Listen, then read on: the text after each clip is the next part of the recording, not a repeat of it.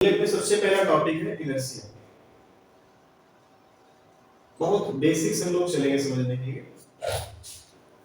बाकी आपने 9th class में इसको पढ़ा होगा इनर्शिया क्या होता है। जो बच्चे 11th क्लास की तैयारी करने बैठे हैं कर चुके हैं, और नीट में जो जो बच्चे इस टाइम पे आफ्टर 12th पास आउट, वो भी कहीं पे हो सकता है इसको पढ़ के बैठे। ठीक है, तो इनर्शिया होता है क्या, इसको समझने के लिए थोड़ा सा डिफिनेशन बोल रहे हैं। आप ये डिफिनेशन चाहे तो लिख सकते हैं, ठीक है।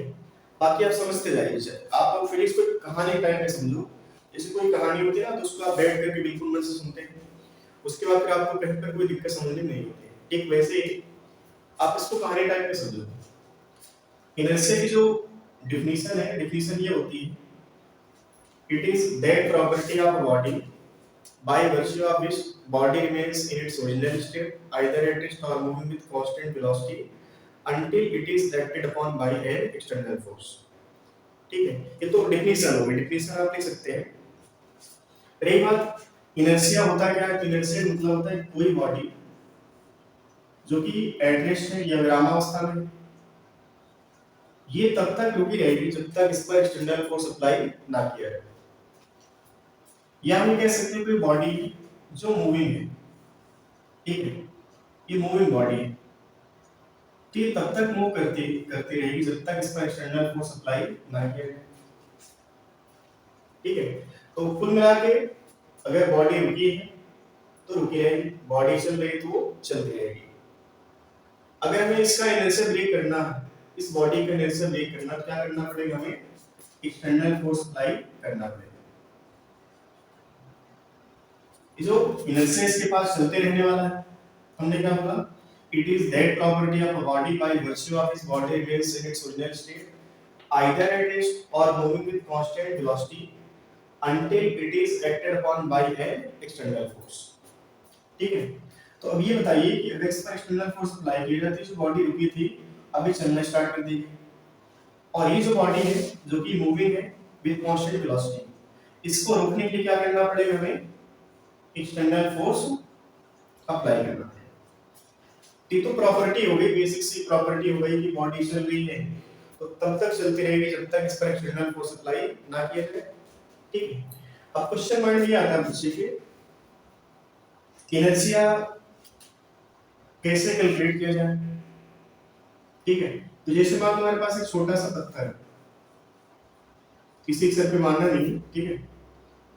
एग्जांपल डायरेक्ट मान लो पत्थर जिसका मास है 1 kg, और एक बड़ा पत्थर जिसका मास मान लेते हैं 100 kg, ठीक है, 100 kg। ये क्या है, एट रेस्ट टू, ये भी क्या है, एट रेस्ट। आवाज प्रॉपर आ रही होगी आप लोगों को? अगर ना है तो आप लोग कमेंट करके बताइएगा, ठीक है। तो अब ये जो बॉडी है रुकी हुई, ये भी क्या है, रुकी हुई। अब क्वेश्चन ये है कि जैसे मान लो हम इसको एक हल्का सा किक मारे, एक हल्का सा किक मारे, उस किक से ये मोशन में आ सकती है, बट उसी किक से आप इसको मूव नहीं करवा सकते। समझ में आ रही है? ये जो बॉडी है इसको आराम से आप हल्का सा किक मारो, भाई बॉडी जैसे पत्थर, जैसे कई बार होता है ना, बच्चा छोटा होता है तो वो सड़क पे चलते रहते क्या करता है, छोटे छोटे पत्थर को ऐसे पैर से मारता रहता है ना, पत्थर क्या मूव करने लगते हैं। बट वही पर मान लो अचानक सामने एक बड़ा पत्थर आ गया, और हम इस बड़े पत्थर को भी वैसे ही मारे, हो सकता है कि पत्थर मूव ना करे, लेकिन हमारी जो पैर की हड्डियां हैं वो आगे पीछे मूव कर जाएगी। ठीक है, तो अब ये बताओ कि जो रुके रहने की टेंडेंसी है वो किस में जा रहा है, जिसके पास मास ज्यादा है। हमने क्या बोला, इसको आसानी से मूव नहीं करवा सकते, मतलब कि इस बॉडी के पास रुके रहने की टेंडेंसी ज्यादा है। ठीक है, चलो एक एग्जांपल, अच्छा जो प्रॉपर्टी है ये रुके रहने वाली, इसको कहते हैं इनर्शिया ऑफ रेस्ट। जैसे मान लो कोई बॉडी मूविंग है, एक साइकिल मान लो, ठीक है। अभी जो साइकिल है, इस साइकिल का जो मास है मान लेते हैं कि ओवरऑल ऐसे साइकिल हम देखो ठीक ठीक ठाक हमने बना दी, ठीक। इस साइकिल का मास मान लेते हैं ओवरऑल साइकिल, और यहाँ पर कोई इंसान बैठा है, ठीक, आपका कोई मित्र है, जो मित्र है ये साइकिल को ऐसे चला रहा था, और अचानक से मान लो ब्रेक फेल हो गया साइकिल का, और साइकिल की रफ्तार थी इस टाइम पर 10 मीटर पर सेकंड। भाई साहब के पैर भी नहीं पहुंच रहे साइकिल से, जमीन पे थोड़ा पैर, जैसे लड़कियां होते हैं ना कि पैर से ब्रेक लगाती है, बट ये बच्चा जो है ना कि पैर नीचे तक नहीं पहुंचा पा रहा, तो ये पैर भी नीचे नहीं जा पा रहा, बट साइकिल की रफ्तार कैसी 10 मीटर पर सेकंड। अब इसको साइकिल को रोकना था बट ये रोक नहीं पा रहा, तो हुआ क्या कि आप जो है सामने खड़े हो गए, आपने साइकिल को रोक दिया, रोक सकते हैं, ठीक है।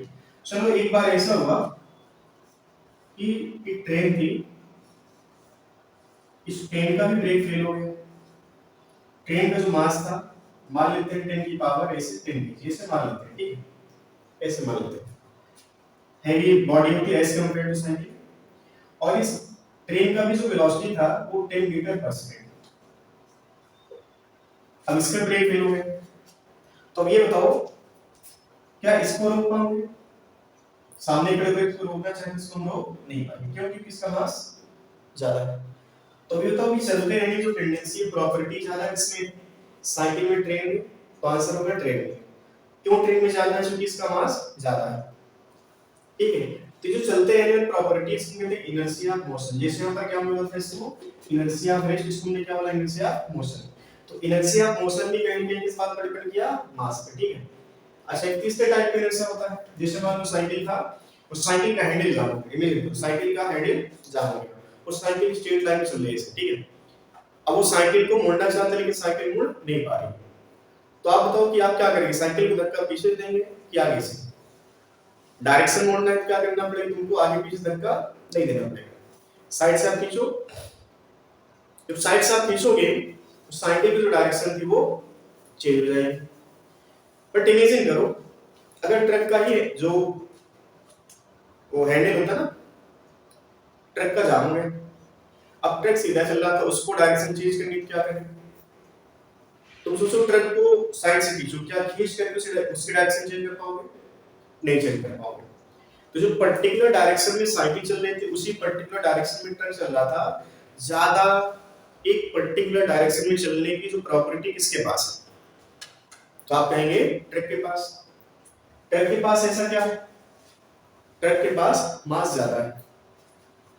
तो बेसिक सी बात आप समझो, जो इनर्शिया होता है उसका जो कैलकुलेशन होता है किससे होता है? मास से। इनर्शिया डिपेंड्स ऑन मास। चाहे वो इनर्शिया ऑफ रेस्ट की बात करें, चाहे इनर्शिया ऑफ मोशन की बात करें, चाहे इनर्शिया ऑफ डायरेक्शन की, किसी भी टाइप का इनर्शिया होगा उस सब इनर्शिया किस पर डिपेंड करेंगे? मास पे। तो क्वेश्चन तुमसे पूछेगा measurement of inertia by which, तो आंसर क्या लिखोगे? मास, ठीक है। तो ये तो बात होगी इनर्शिया की, ठीक है। तो इनर्शिया ऑफ रेस्ट की बात हो, चाहे इनर्शिया ऑफ मोशन की बात हो, चाहे इनर्शिया ऑफ डायरेक्शन की बात हो, every type of inertia depends on मास, ठीक है। चलिए बात होगी इनर्शिया की। आपको याद रखना है कि इनर्शिया जो होता है मास पर डिपेंड करता है, ये एक तरह से कह सकते हैं जो मास होता है वही क्या होता है, एक तरह से इनर्शिया होता है। अब जो न्यूटन साहब का पहला नियम था उस पर चर्चा हम लोग कर लेते हैं, ठीक है। इनर्शिया की बातें हम लोग यहाँ पर खत्म करते हैं, बाकी न्यूमेरिकल हम लोग करेंगे, बेसिक बेसिक जो थ्योरी पहले खत्म कर लेते हैं लोग। तो न्यूटन साहब का पहला नियम था न्यूटन्स फर्स्ट लॉ, इसके बारे में हम थोड़ा सा पढ़ लेते हैं। Newton's first law, Newton first law क्या होता है? जो आपने इनर्शिया डिफिनेशन में सीखा, इनर्शिया क्या था? किसी बॉडी की वो प्रॉपर्टी जो बॉडी हमेशा मेंटेन रखना चाहिए, ठीक है। अगर बॉडी रुकी है तो रुकी रहना चाहिए, बॉडी चल रही है चलती रहना चाहिए, और ये बात तब तक होंगी जब तक बॉडी पर एक्सटर्नल फोर्स अप्लाई ना किया जाए। सेम चीज यहाँ पर न्यूटन फर्स्ट लॉ में, न्यूटन फर्स्ट लॉ का भी जो डिफिनेशन था वो सेम टू सेम था इनर्शिया के। तो आप मान के चलो अगर आपको इनर्शिया के बारे में पता है तो न्यूटन साहब का पहला नियम आपको इसका मतलब आता है, ठीक है। तो हमें न्यूटन फर्स्ट लॉ पे ज्यादा मेहनत नहीं करनी है, Newton first law similar to inertia, ठीक है। चलो न्यूटन सेकंड लॉ की बात कर लेते हैं। न्यूटन सेकंड लॉ,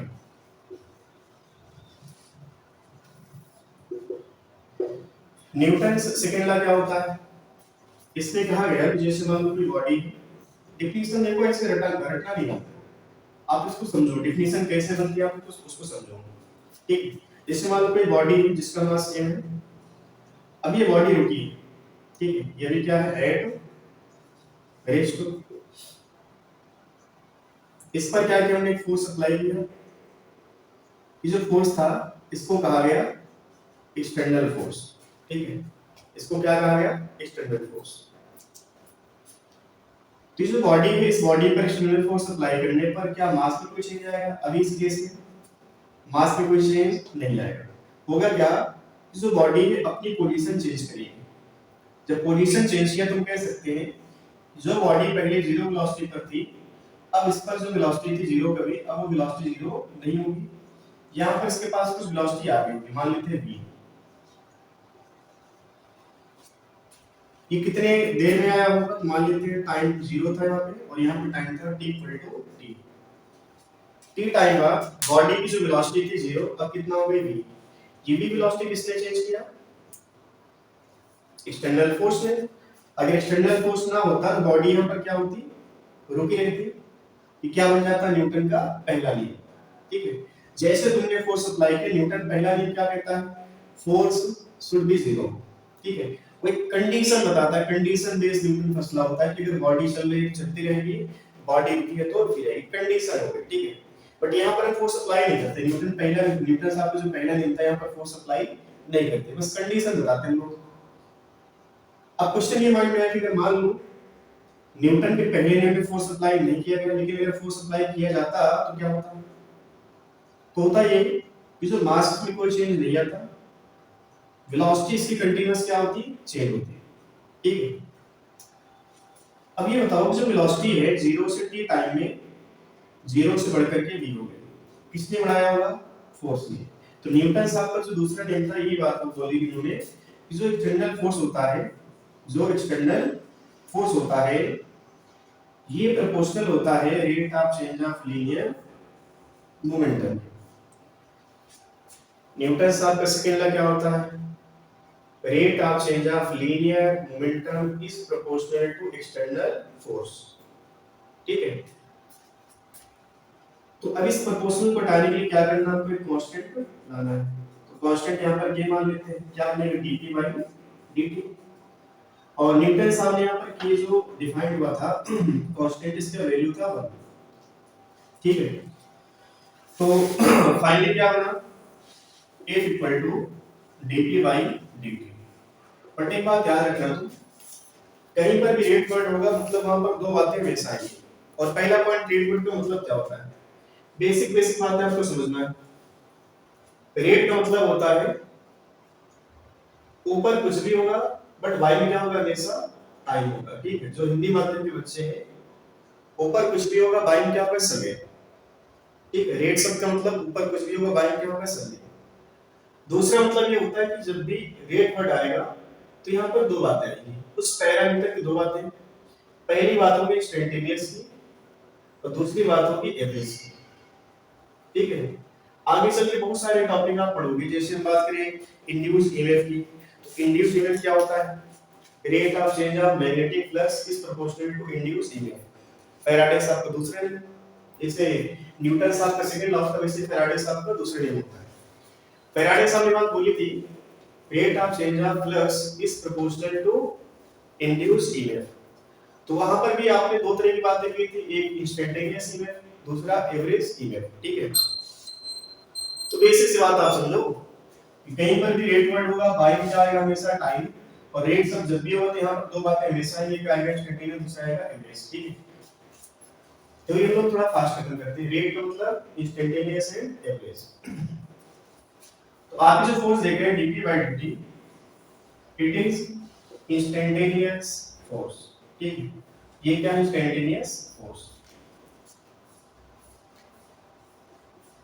अगर हम एवरेज की बात करें बन जाएगा delta p by delta t, ठीक है। इसको क्या कहा जाएगा, इसको कहा जाएगा एवरेज फोर्स, ठीक है। अब इसके फार्मूले थोड़ा समझो और एक्सपेंड करें। जैसे तुम यहां देख रहे हो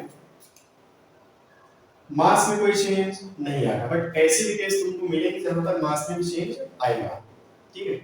कुछ केस अभी हम करवाएंगे न्यूमेरिकल में जहां पर मास में चेंज आएगा, साथ में वेलोसिटी में चेंज आएगा, ठीक है।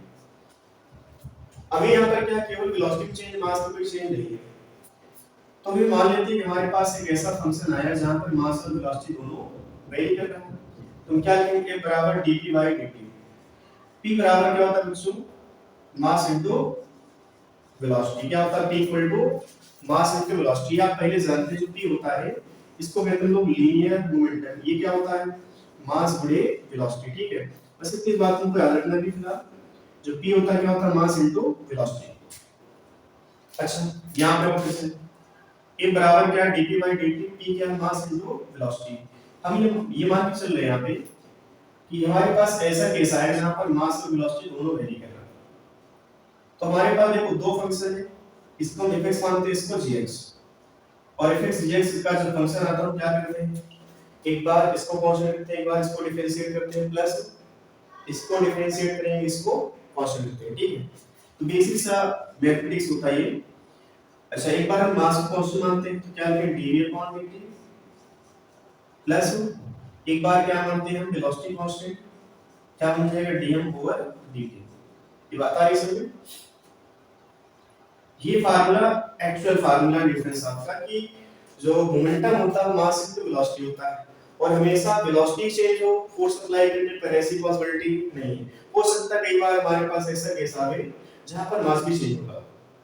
तो हम एक जनरल इक्वेशन यहां पर मान के बैठ गए कि हमारे पास एक ऐसा फंक्शन जहां पर मास और वेलोसिटी दोनों वेरिएबल है। ठीक है, तो अब चलो इसमें हम थोड़ा सा, जो बच्चे न्यूटन आपको पहले जानते हैं तो जानते हो कि जो फार्मूला होता है इसका वो मास इनटू एक्सीलरेशन होता है। ठीक है, बट ये फार्मूला भी होता है, इसको भी आप समझो।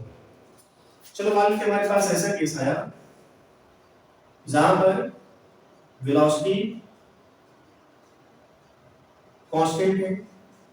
ठीक है, वेलोसिटी कांस्टेंट है और कांस्टेंट का जो अवकलन होता है, डिफरेंशिएशन होता है, क्या बनता है जीरो। ठीक है, तो चलिए फिर हम पर dy by dt क्या बन जाएगा, अगर v कांस्टेंट है तो dy by dt कितना हो जाएगा हमारे पास जीरो। ठीक है, तो f बराबर क्या मिलेगा तुमको v into dm by dt।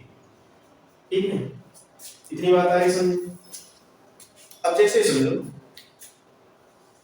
कि मान लो हमारे पास एक ऐसा फंक्शन है जहां पर मास कांस्टेंट है। ठीक, ये दूसरा पार्ट हम यहां लिख रहे हैं, if n is कांस्टेंट। ठीक है, मास कैसा है कांस्टेंट, तो फोर्स का फंक्शन निकल के आएगा, क्या आएगा बोलो, मास कांस्टेंट है तो dm by dt कितना हो जाएगा जीरो। फाइनली f बराबर क्या बनेगा m into dv upon dt। कितनी बात आ रही समझ में, m into dv by dt। अच्छा बताओ d by dt क्या होता है, तो पहले जानते हो काइनेमेटिक्स में तुमने पढ़ा होगा d by dt क्या होता है, एक्सीलरेशन। तो फाइनली फोर्स का जो फंक्शन निकल के आएगा, क्या आएगा मास इनटू एक्सीलरेशन। यहां पे बात आ रही समझे सभी को, समझ में आ रही बात। चलो एक बार कमेंट चेक कर लेते हैं।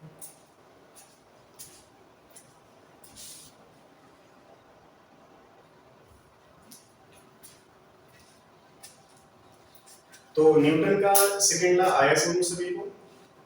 ठीक है, तो चलिए इसको हटा करके हम लोग न्यूटन थर्ड लॉ की बात करते हैं। एक बार इसको रिवाइज कर लो। देखो न्यूटन का पहला लॉ क्या था, इनर्शिया बेस होता है। इनर्शिया क्या होता है, बॉडी रुकी है तो रुकी रहेगी, बॉडी चल रही है तो चलती रहेगी, है ना। ये तब तक बात होती है जब तक बॉडी पर एक्सटर्नल फोर्स अप्लाई नहीं किया जाता है। ठीक है, और इनर्शिया का जो कैलकुलेशन होता है कैसे होता है, मास से। ठीक है, न्यूटन सेकंड लॉ क्या होता है, rate of change of linear momentum is proportional to external force. ठीक है, तो फाइनली आज फार्मूला क्या निकला, dp by dt बड़ी क्या था, instantaneous force. Delta p by delta t क्या होता है, एवरेज फोर्स। ठीक है, तो फाइनली p का फार्मूला क्या होता है, मास इनटू वेलोसिटी। अब ये जो मास है कई बार होता है कि मास कांस्टेंट होता है,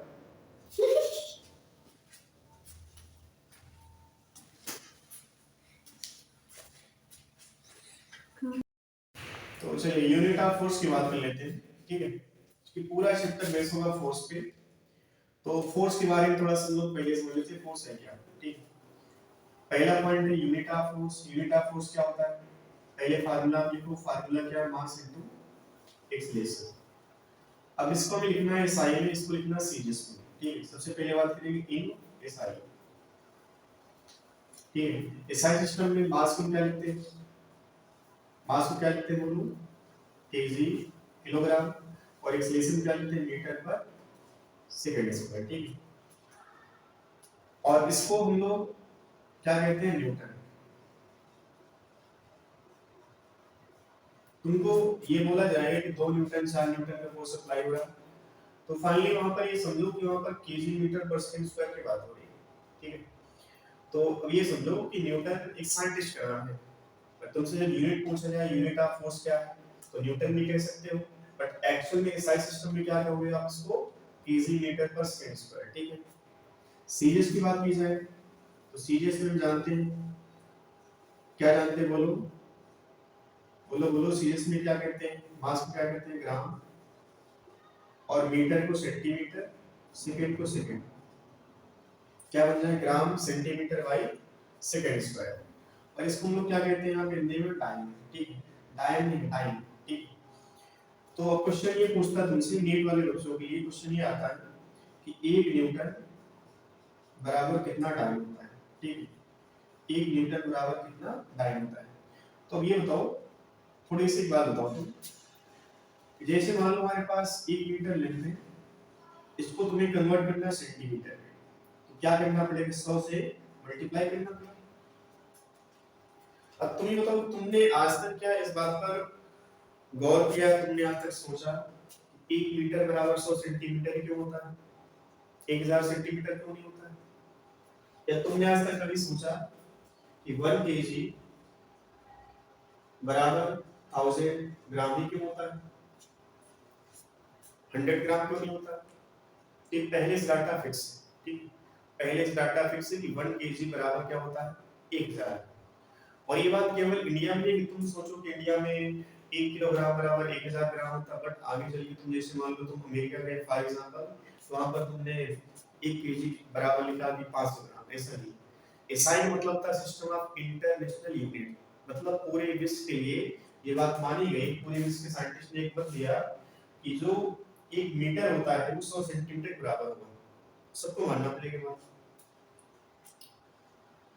अब बात ये है कि जो केजी है ये एसआई सिस्टम में था, ग्राम किसमें था, सीजीएस। तो एक बात यहाँ पर ये पता चली कि जब भी एक सिस्टम से दूसरे सिस्टम में जाना होगा तो हमें कुछ न्यूमेरिकल वैल्यू का मल्टीप्लिकेशन करना पड़ेगा। जब भी एक सिस्टम से दूसरे सिस्टम में जाना पड़ेगा तो क्या करना पड़ेगा, कुछ न्यूमेरिकल वैल्यू का मल्टीप्लिकेशन या डिवीजन, जो भी, ठीक है। तो अब ये बताओ, जैसे हमारे पास क्वेश्चन था कि 1 न्यूटन बराबर कितना डाइन, न्यूटन क्या था साइंटिस्ट का नाम। आप यहां से बता सकते हैं कि 1 न्यूटन बराबर कितना डाइन होगा।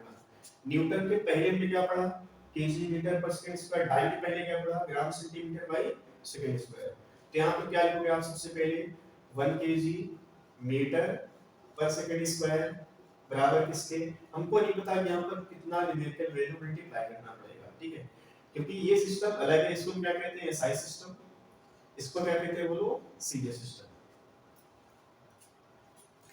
तो कितना न्यूमेरिकल वैल्यू यहां पर मल्टीप्लाई करना पड़ेगा हमको नहीं पता, तो हमने मान लिया n, ठीक है।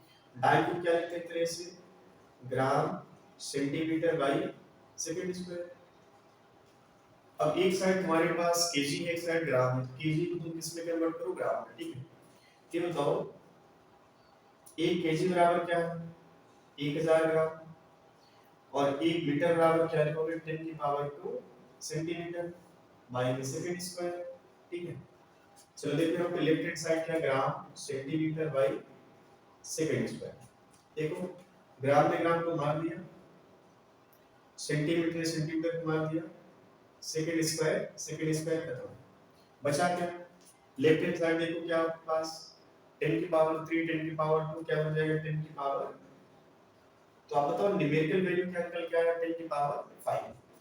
तुम आज के बाद ये कह सकते हो कि 1 न्यूटन जो होगा वो 10 की पावर 5 टाइम के बराबर, ठीक है। ये तुमको याद रखना कि 1 न्यूटन क्या होता है, 10 की पावर 5 टाइम होता है, ठीक है। यहां तक बात आ रही है समझ, 1 न्यूटन इक्वल टू 10 की पावर 5 टाइम। अच्छा चलो एक पॉइंट और यहां पे लिख लेते हैं, सारी बातें फोर्स पर हम लोग कर रहे हैं, ठीक है। चलो अभी बताओ कि जो फोर्स होता है कैसी क्वांटिटी है, फोर्स कैसी क्वांटिटी है। देखो फिजिक्स में 2 तरह की क्वांटिटी हमेशा चल रही है, एक वेक्टर दूसरा स्केलर, ठीक है। तुमको ये बात प्रूव नहीं करना है कि फोर्स वेक्टर है, तुमको ये बात प्रूव नहीं करना है कि स्पीड स्केलर है, ये पहले से तुम पढ़ते चले जाओ, तुमको याद होता चला जाएगा। एक्सेलरेशन वेक्टर है, ये तुमको प्रूव नहीं करना पड़ा, तुमको टीचर ने बताया कि एक्सेलरेशन वेक्टर मतलब वेक्टर है, ठीक है, इसको प्रूव नहीं करना है तुमको। तो फोर्स यहाँ पर क्या vector, force is a vector quantity, vector quantity, ठीक है। तो फोर्स यहाँ पर एक वेक्टर क्वांटिटी, और वेक्टर है तो यहाँ पर मैग्नीट्यूड भी होगा, साथ में डायरेक्शन भी होगी, ठीक है। तो चलिए हम आगे बढ़ते हैं।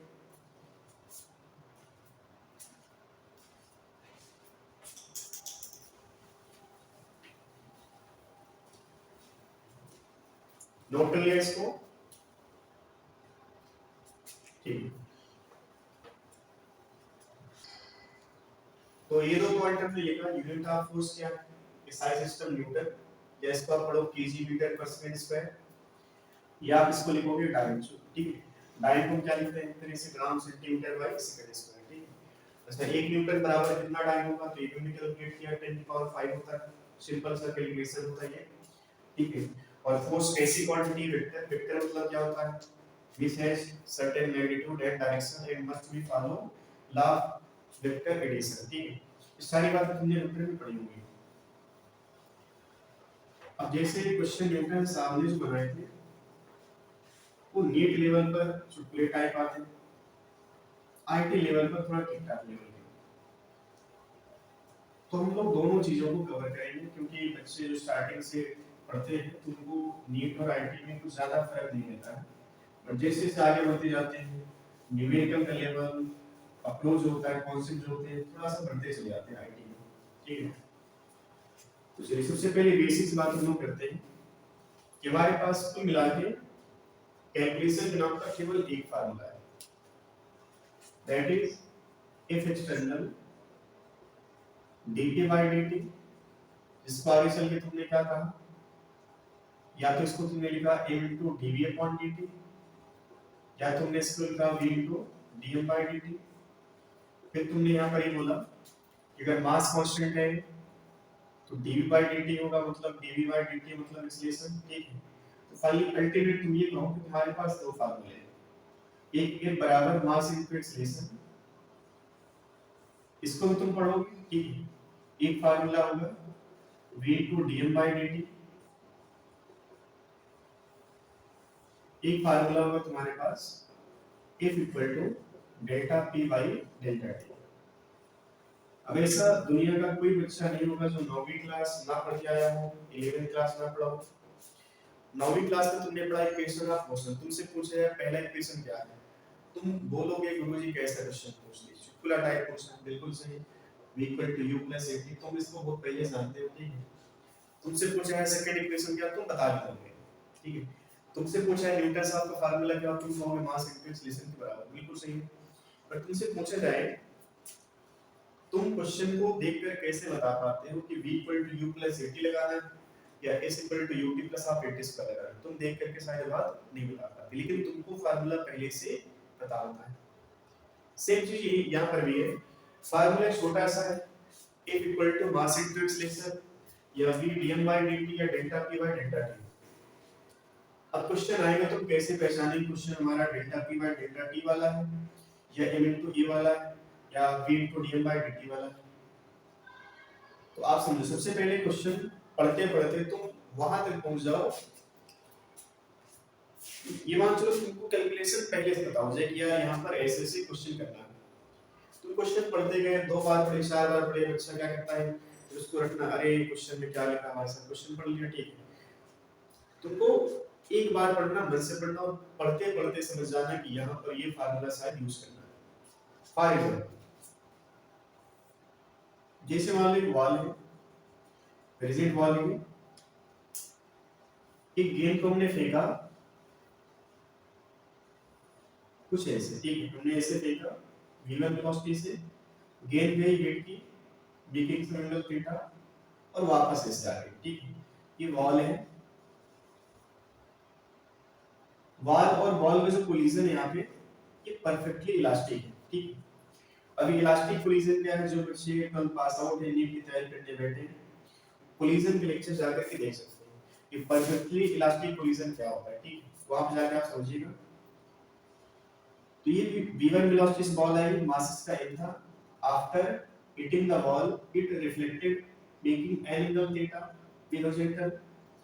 ये वेलोसिटी कितना v2, ठीक है, मास में कोई चेंज नहीं आया। अब क्वेश्चन ये पूछा गया कि जो बॉल है, बॉल पर कितना फोर्स अप्लाई किया। पहला पॉइंट तुम क्या कह सकते हो, यहाँ पर फोर्स लग रहा है कि नहीं लग रहा है, सोचो।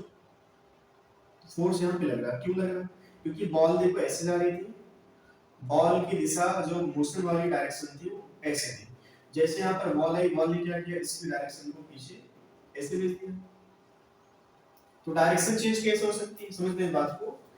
एक बात तुम समझो, जो फोर्स होता है वो करता क्या है। हमारे पास फार्मूला है m into a।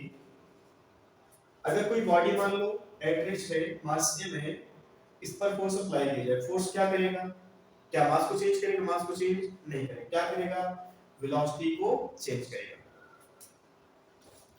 वेलोसिटी को चेंज करने का मतलब है कि वेलोसिटी की या तो डायरेक्शन चेंज हो रही है, या तो वेलोसिटी का मैग्नीट्यूड, या तो दो।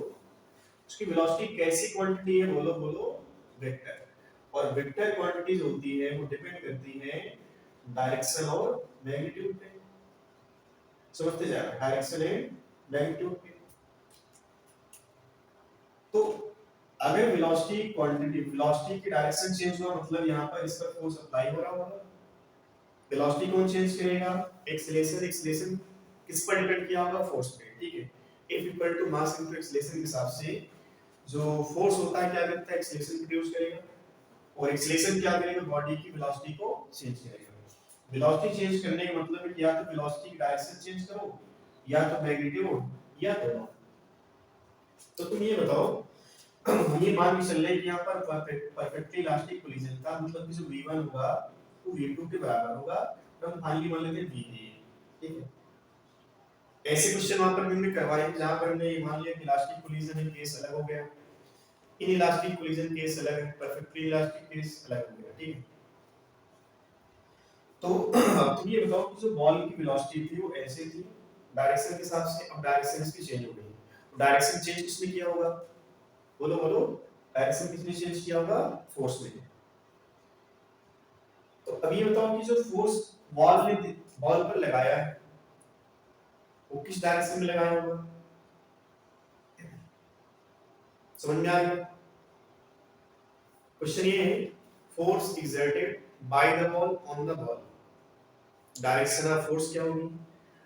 अच्छा, इससे पहले बॉल ने क्या किया होगा, बॉल पर फोर्स अप्लाई किया होगा, क्योंकि फोर्स हमेशा किसमें होता है, पेयर में। न्यूटन साहब कह के चले गए, न्यूटन साहब ये बात हमसे बोली थी कि हर एक्शन की रिएक्शन होता है, मतलब कि कहीं पर भी फोर्स अकेला नहीं होता, फोर्स किसमें होगा, पेयर में। अगर बॉल ने बॉल पर एक्शन किया, बदले में बॉल क्या करेगा, बॉल पर रिएक्शन करेगा। समझ में आ रही है। तो तुमसे पूछा जाए कि बॉल के द्वारा इस बॉल पर कितना फोर्स अप्लाई हुआ, या इसका उल्टा पूछा जाए, बॉल के द्वारा बॉल पर कितना फोर्स अप्लाई हुआ। तो कुल मिला के हमारा कहने का मतलब ये कि यहाँ पर जो क्वेश्चन बना है वो डायरेक्शन चेंज पर बना है। डायरेक्शन चेंज पर जब भी न्यूमेरिकल आएगा वहां पर फार्मूला अप्लाई करो फोर्स का, delta P by delta T. समझ रहे बात, ये कहीं किताब में मिलने वाला नहीं है, ठीक है। तो delta P by delta T का कब अप्लाई करोगे, जब वेलोसिटी की डायरेक्शन चेंज होगी। जैसे वाला केस था, मान लो बॉडी इसका मास m है, इनिशियल रफ्तार 0 है, फोर्स अप्लाई करने पर क्या होगा, इसकी वेलोसिटी चेंज होगी। बट वेलोसिटी किसमें चेंज हुआ, मैग्नीट्यूड या डायरेक्शन, तो आंसर बनेगा मैग्नीट्यूड। जब मैग्नीट्यूड की बात होगी फार्मूला क्या अप्लाई करोगे, m a।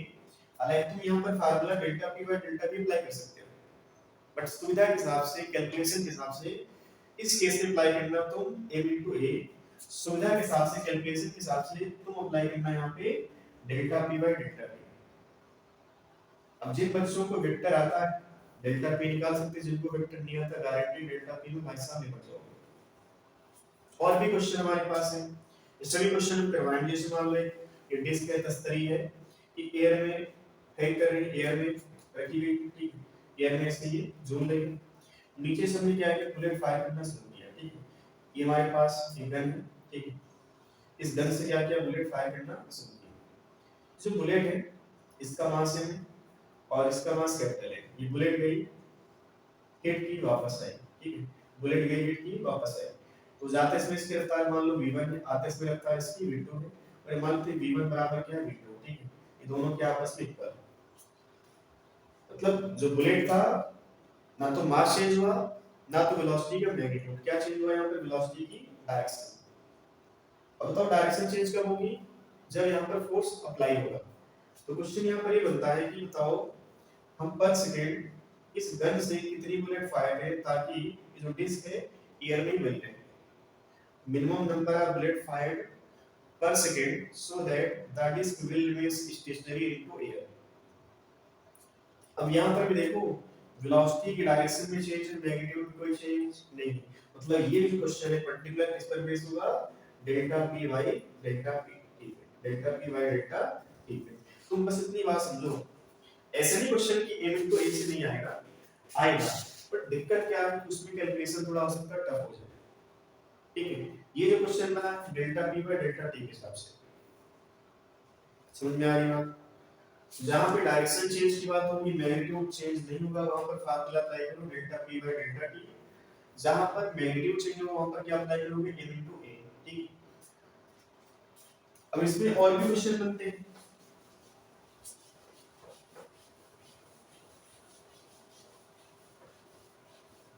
तो आप ये समझिए कि जो बेसिक थ्योरी थी न्यूटन साहब की, ये थ्योरी थी, बाकी इसके बाद आप समझो न्यूटन साहब का जो एप्लीकेशन है, न्यूटन साहब का जो एप्लीकेशन बेस्ड चैप्टर है वो है फ्रिक्शन, ठीक है, फ्रिक्शन अलग से कोई चैप्टर नहीं होता, वो न्यूटन साहब का ही अगला पार्ट होता है।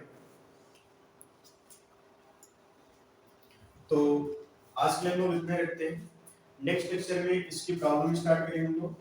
तो बेसिक थ्योरी आप कहीं से पढ़ना चाहो पढ़ लेना, बट जो न्यूमेरिकल है उनको सीखने के लिए तुमको हमारे पास ही आना पड़ेगा। चैनल का नाम बताइए आपको, सब्सक्राइब करना और ज्यादा से ज्यादा शेयर करना ताकि सबको बेनिफिट मिल सके। Thank you. Reaction, her action का रिएक्शन होता है और एक्शन रिएक्शन हमेशा क्या होते हैं, एक दूसरे के इक्वल एंड अपोजिट होते हैं। ये क्वेश्चन आया कि अगर इक्वल एंड अपोजिट है तो कैंसिल आउट हो सकता है, बट ऐसा नहीं होता, ठीक है। तो जैसे मान लो एक बॉडी, इसके ऊपर एक दूसरी बॉडी, मान लो बॉडी 1 एक बॉडी 2, सबको आ रहा समझ, बॉडी 2 क्या करेगा, बॉडी 1 पर फोर्स अप्लाई करेगा, ये मानेंगे F21, बॉडी 1 क्या करेगा, बॉडी 2 पर फोर्स अप्लाई करेगा, इसको क्या कहेंगे F21। F21 का मतलब है force exerted by body 1 on body 2। F21 का मतलब क्या है, force exerted by body 1, force exerted by body 2 on body 1, ठीक है। तो यहाँ पर जो F21 है, अगर आपने इसको एक्शन कहा तो F12 क्या होगा यहाँ पे, रिएक्शन।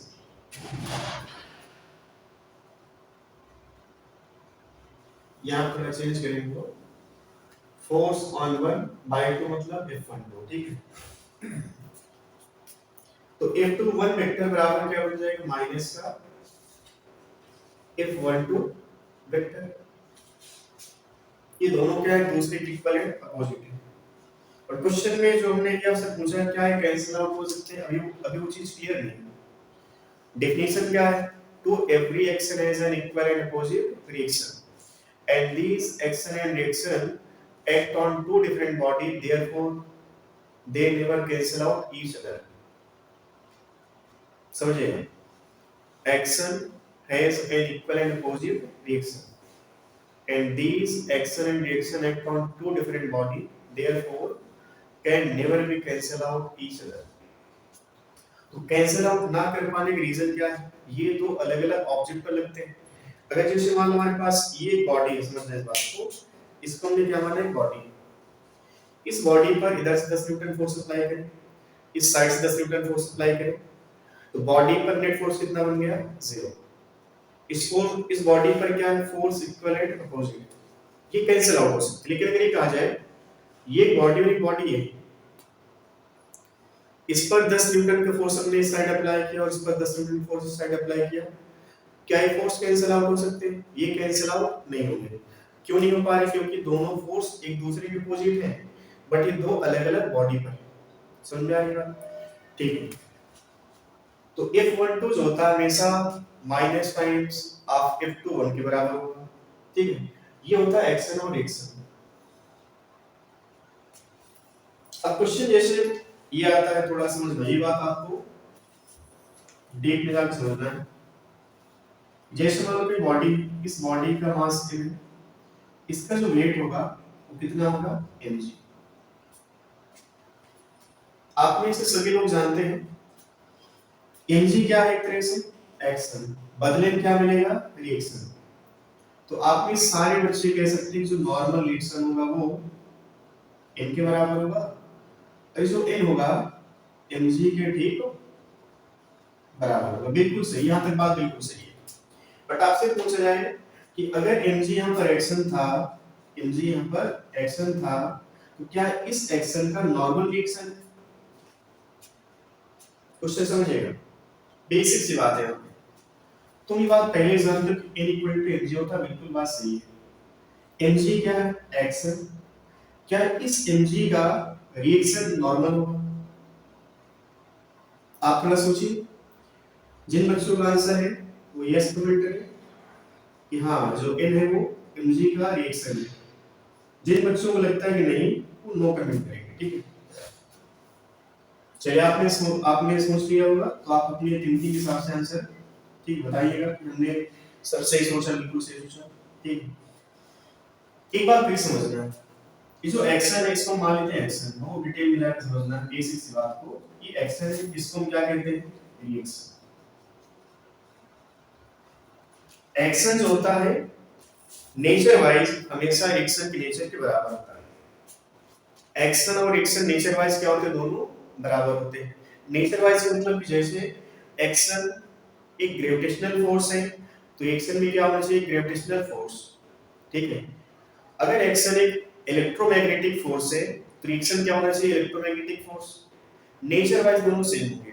ठीक है, अब जैसे तुम किसी थप्पड़ मारो वो एक्शन हुआ, तो सामने से ऐसा नहीं कि तुमको मतलब कोई ला करके AK-47 से, एक्शन का अपोजिट क्या बनता है? रिएक्शन।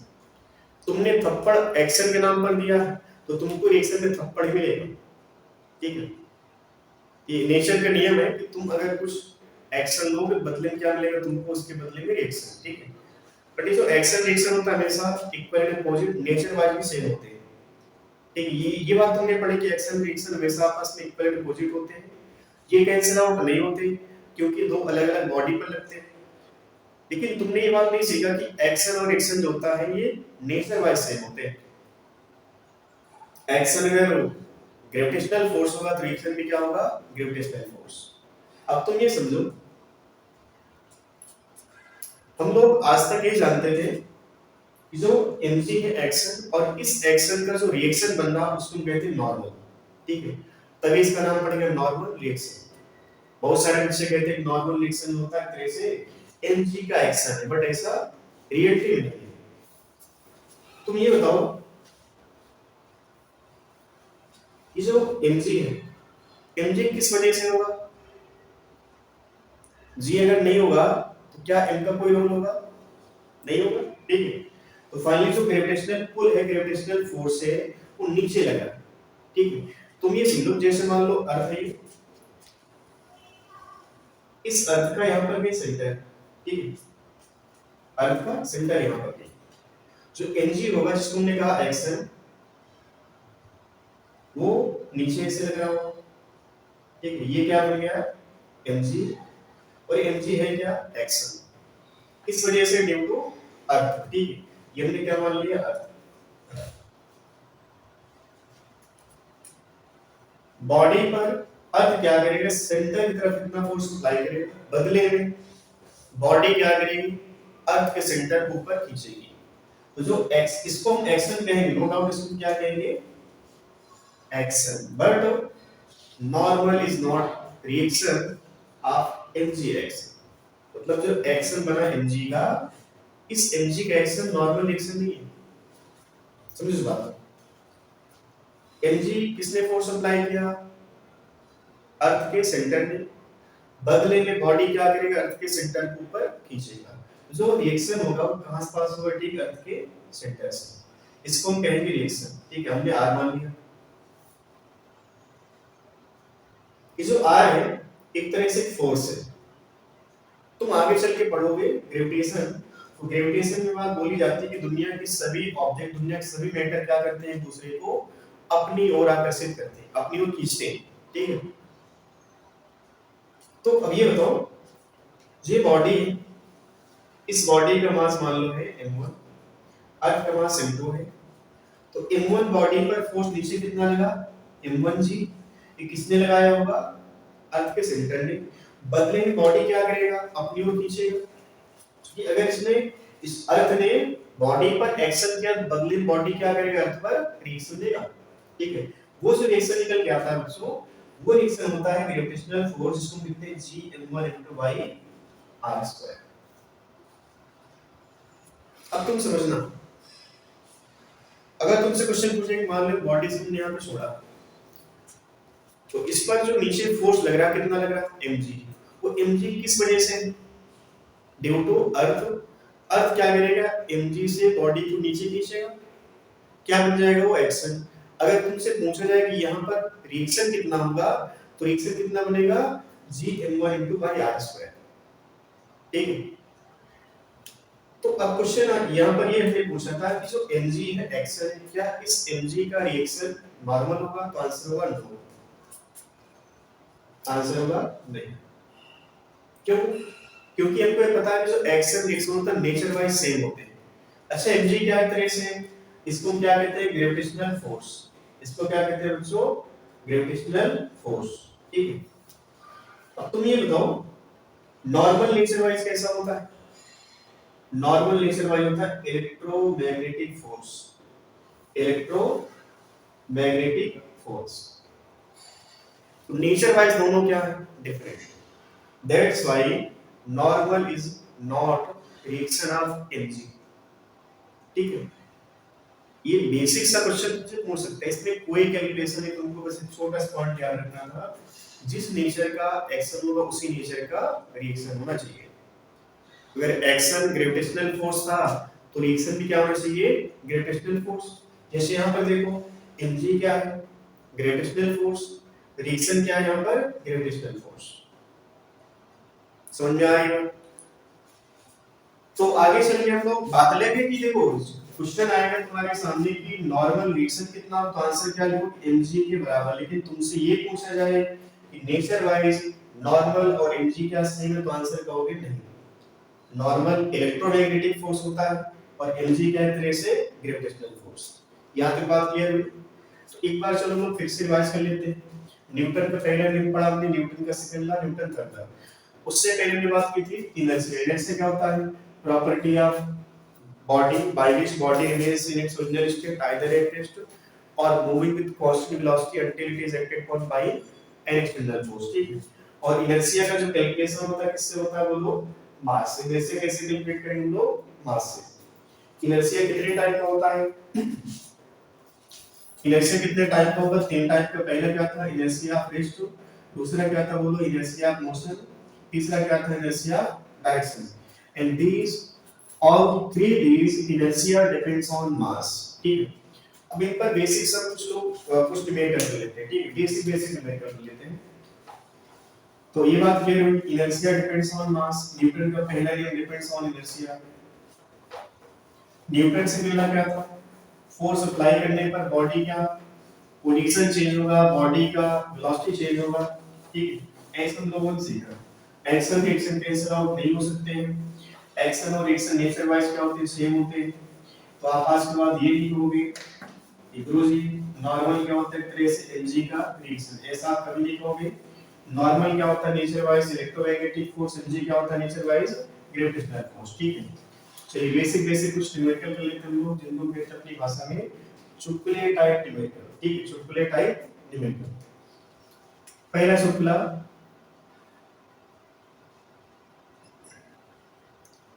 जैसे मान लो एक स्ट्रिंग था, इस समय क्या है, हैवी बॉडी, इसको हम कह रहे हैं हैवी बॉडी, ठीक है। ये मान लो स्ट्रिंग 1 है, स्ट्रिंग 1 रस्सी 1, जो हिंदी माध्यम के बच्चे हैं, स्ट्रिंग मतलब क्या होता है हिंदी में, रस्सी, ठीक है। और इससे नीचे हमारे पास रस्सी 2, स्ट्रिंग 2, इसका नाम दिया गया हिंदी में हैवी बॉडी, ठीक है। बेसिक सी बातें समझो, ज्यादा वाईफाई न्यूमेरिकल अभी नहीं करवाएंगे, ठीक है। तो अब क्वेश्चन ये था, इस रस्सी से हैवी बॉडी ने बांध दिया, इस हैवी बॉडी के ठीक नीचे क्या है, एक दूसरी रस्सी है। क्वेश्चन ये था कि अगर हम यहाँ पर फोर्स अप्लाई करें, ठीक है, जो लोअर एंड है स्ट्रिंग 2 का, यहाँ पर फोर्स अप्लाई किया जाए, और ये फोर्स यहाँ पर दो तरह से अप्लाई किया। पहला तरीका था फोर्स हमने सडनली अप्लाई किया, सडनली मतलब जर्क टाइप में फोर्स अप्लाई किया और हटा लिया, ठीक है, सडनली। और हमने क्या किया दूसरा केस, स्लोली, ठीक। तो क्वेश्चन यहाँ पर ही बना, नीट में ऐसे क्वेश्चन आता है चुटकुला टाइप, बेसिक सा, कि जैसे यहाँ पर लोअर स्ट्रिंग पे हमने सडनली फोर्स अप्लाई किया, सडनली एक जर्क दिया, उस जर्क के द्वारा स्ट्रिंग 1 टूटने की चांस होंगी, स्ट्रिंग 2 का टूटने का चांस होगा। तो आप एक बार सोच के बताना, क्वेश्चन आप पहले समझो। यहाँ पर एक हमने सडनली जर्क अप्लाई किया, उस जर्क स्ट्रिंग 1 को तोड़ेगा, स्ट्रिंग 2 को तोड़ेगा, ठीक है। फिर दूसरा केस ये है कि अगर हमने फोर्स स्लोली अप्लाई किया, स्लोली अप्लाई करने पर स्ट्रिंग 1 टूटेगी, स्ट्रिंग 2 टूटेगी, ठीक है। तो तुमको ये समझना है, ठीक है। तुम एक बात बताओ, इस क्वेश्चन को करने से पहले, जैसे मान लो तुम बस में कहीं जा रहे थे, बस में सफर कर रहे हो, ठीक है, और जैसे मान लो बस आराम से चल रही थी 100 की रफ्तार में, 100 के मान लो 50 किलोमीटर पर आवर, ठीक है। रोडवेज, सरकारी रोडवेज, इनकी रफ्तार बहुत कम होती है, तो 50 की रफ्तार जा रही थी, तुम बस में बैठे थे, अचानक से क्या हुआ, ड्राइवर ने ब्रेक लगाया। जब अचानक से ब्रेक लगाएगा तो हम कहाँ गिरते हैं, आगे पीछे, आपको पता हो हम कहाँ गिरते हैं, ब्रेक लगाने पर अचानक से आगे गिरते हैं, ठीक है। अच्छा चलो एक एग्जांपल और लेते हैं, जैसे मान लो तुम बस में बैठे थे, बस रुकी थी, अचानक से ड्राइवर क्या किया, बस को एक्सीलेट किया, तो कहाँ गिरते हैं, पीछे। चलो एक बार फिर से बताना, बस ब्रेक लगाने की दो पॉसिबिलिटी, पहली पॉसिबिलिटी कि बस वाले ने क्या किया, ब्रेक अचानक अप्लाई किया, तुम कहाँ गिरे, फॉरवर्ड डायरेक्शन में। अगर ये बस वाला बंदा ब्रेक आराम से लगाता तो हम शायद आगे नहीं गिरते, या बस को स्लोली एक्सीलेट करता तब भी हम पीछे नहीं गिरते। रीजन क्या निकला कि हमने यहाँ पर दो चीजें पढ़ी, एक सडनली और एक स्लोली, सेम कॉन्सेप्ट यहाँ पर है, सडनली है स्लोली। जब अचानक से बस एक्सीलेट करेंगे तो कहाँ गिरते हैं, पीछे। पीछे क्यों गिरते हैं, उसका रीजन ये है कि जब बस रुकी थी तो हम क्या थे, रुके हुए। हमारी बॉडी किस में थी, रेस्ट में, और हमारी बॉडी किस में रहना चाहिए, रेस्ट में। कब तक रहना चाहिए, जब तक हम पर कोई एक्सटर्नल फोर्स अप्लाई ना हो। अब तुम ये बताओ, हमारी बॉडी रेस्ट में, हम रेस्ट में रहना चाहेंगे, बस क्यों अचानक एक्सीलेट हो गई, बस अचानक से एक्सीलेट हुई। जब अचानक एक्सीलेट होगी तो हमारी बॉडी का जो पार्ट बस के संपर्क में है वो बस के साथ जाना चाहेगा, जो पार्ट बस के संपर्क में नहीं है वो पार्ट नहीं जाना चाहेगा, क्योंकि बॉडी किसमें थी, पहले रेस्ट पर थी, और बॉडी रेस्ट में रहना चाहेगी। लेकिन जो बस के संपर्क में भाग है, बस चलते समय बस के साथ मूव कर जाएगा। तुम ये बताओ, जैसे मान लो तुम्हारा कोई मित्र है,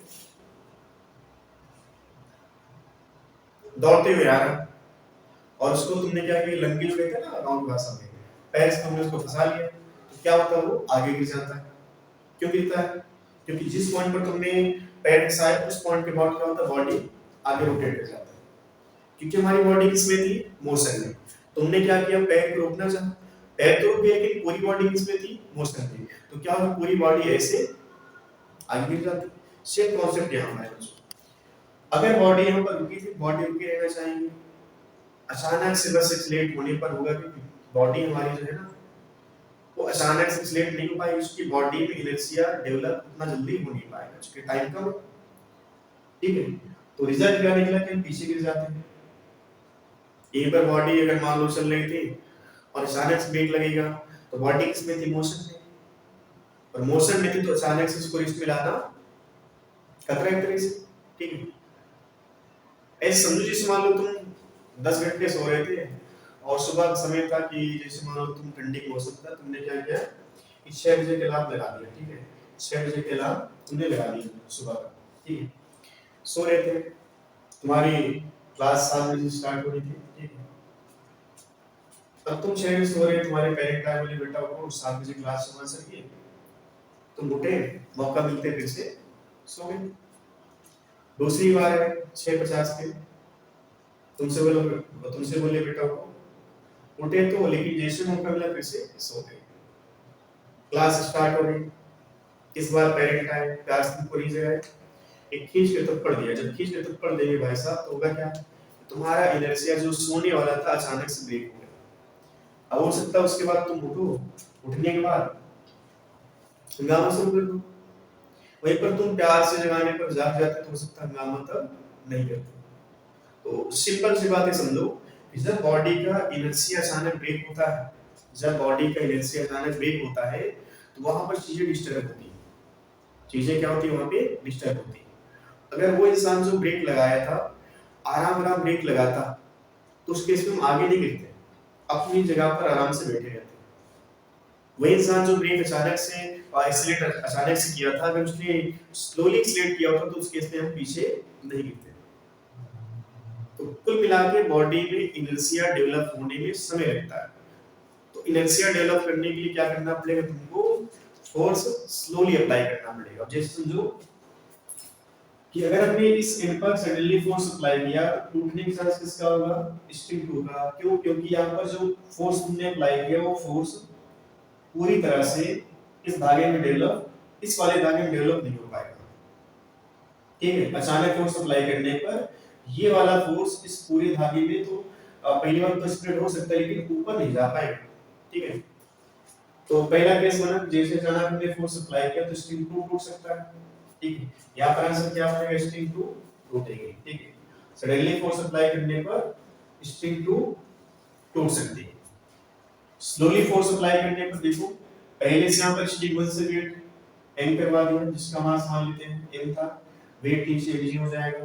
पहले से यहाँ पर mg टेंशन लग रहा था, तुमने स्लोली फोर्स अप्लाई किया। स्लोली फोर्स अप्लाई करने का मतलब क्या हुआ, जो फोर्स था पूरी तरह से इसमें डेवलप हो गया, बस टू डेवलप हो गया। जब इसमें फोर्स नीचे डेवलप होगा, mg पहले से लग रहा था तो इसका टूटने के चांस अब ज्यादा होगा। ठीक है, तो बेसिक बातें हैं। स्लोली फोर्स अप्लाई करने पर क्या होगा, स्ट्रिंग 1 टूटेगा। ठीक है, तो हम लोगों ने क्या सीखा कि हमारे पास न्यूटन फर्स्ट लॉ था, न्यूटन सेकंड लॉ था, इनकी बेसिक बातें हम लोगों ने सीख ली है। ठीक है, बाकी इन पर जो न्यूमेरिकल हम लोग अभी स्टार्ट करेंगे। ठीक है, चलिए इतना पहले आप समझ लो।